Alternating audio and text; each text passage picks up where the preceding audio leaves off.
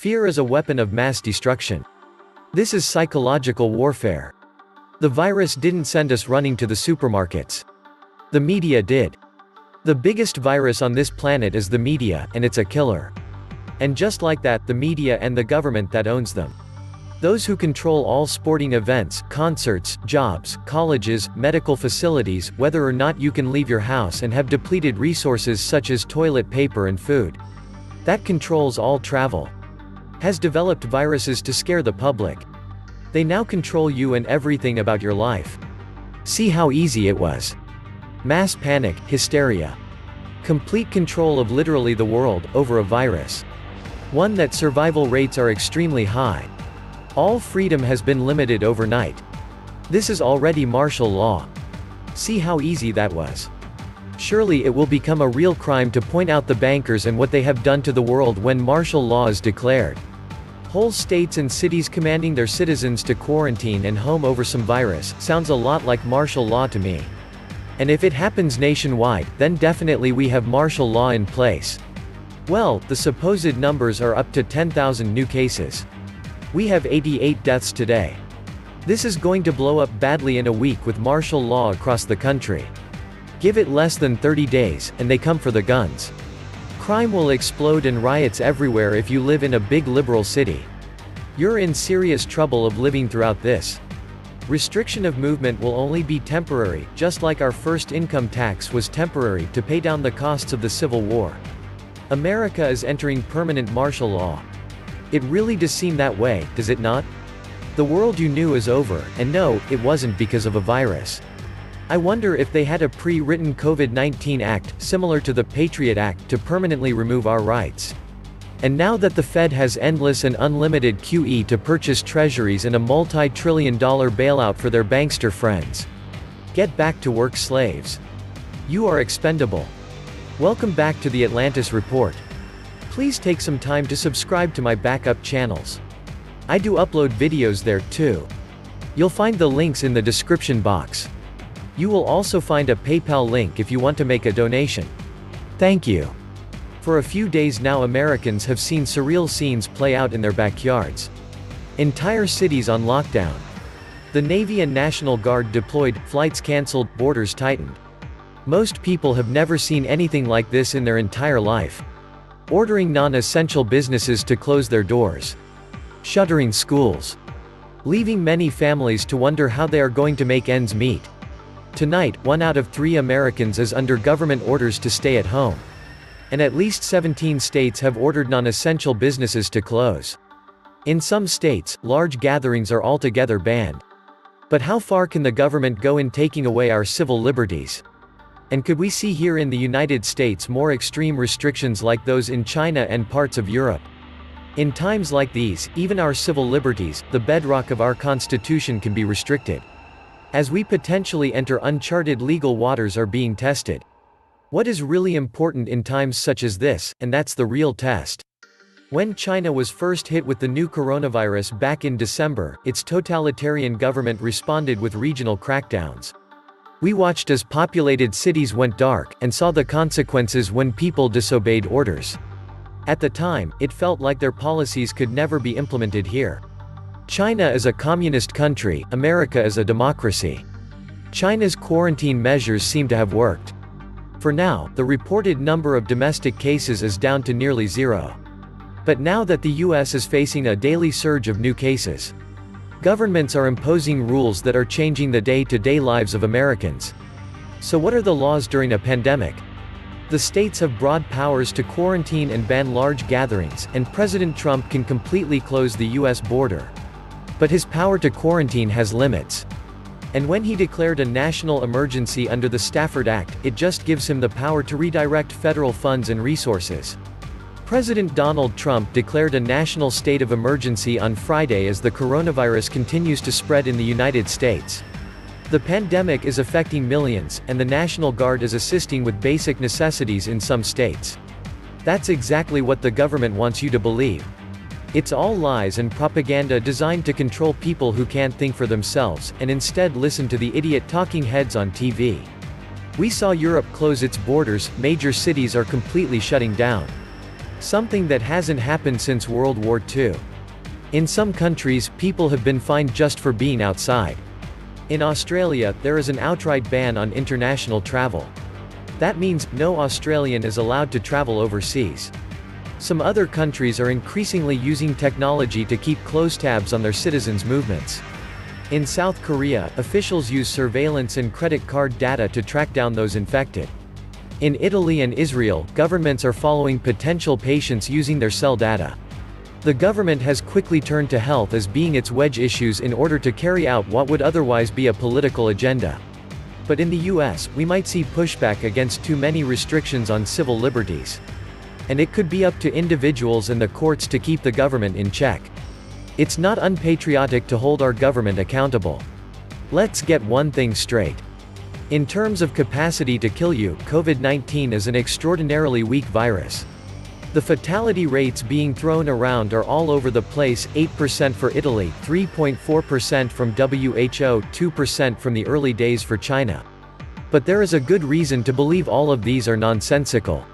They're accurate for what they represent, which is the ratio between recorded instances of infection and fatalities where infection was present, but they are absolutely not the fatality rate of the COVID-19 infection. Data from Italy suggests the median age of fatalities is 79.5 years, where Italian life expectancy is 82.5 years. Of the 2,500-plus victims, only 17 were under 50. Also, 99% of all fatalities had pre-existing conditions. This shutdown of the economy is the real danger. We will suffer strong deflationary pressures, but this is the legacy of the financialized bubble of everything. We will all suffer as the economy works through the popping of the bubble. Popping the bubble is necessary, and it was inevitable. The key is that our future must not become a restart of the old system or the start of something worse. In this, the coronavirus was changed the playing field. The headwinds are against globalization. It will be a new world order after the coronavirus. Only it won't be the one the demonic globalists were trying to inflict on us. These elites are utterly crazy to think ordering people off the streets and behind closed doors under the threat of jail if one does not obey is actually going to stop it all. They are fools. I see the government using the virus to collapse the economy. This is more panic than plague. If an evil genius was thinking of ways to make martial law acceptable, they could not think of a better way than this. Everyone voluntarily self-isolates and praises the boots on the streets. Panics from pandemics unleash unchecked governmental power. The very premise of popular films like V for Vendetta reveals this: a group uses a virus to seize power and create a totalitarian society. Our founders were intimately familiar with pandemics, viruses, and plagues, yet they did not allow any to suspend our constitutional liberties. Not one word in the Constitution about plagues or pandemics to exempt the government from any of our Bill of Rights. Why do our current courts allow it? Because the public is asleep at the wheel. This is cover for all their bailout thievery and civil rights grabs. Detention without hearing, outlawing encrypted email, communication, whatever else I missed. I am sure there is a lot. And if you or your children don't get the vaccine, you will be jailed.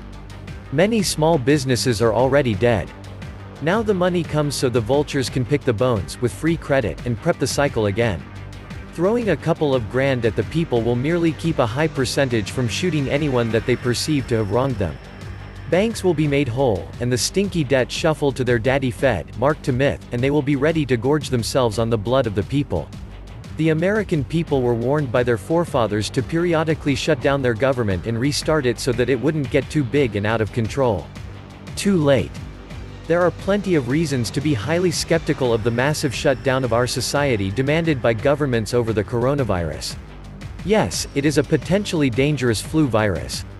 But what if the consequences of the shutdown are worse than the virus itself?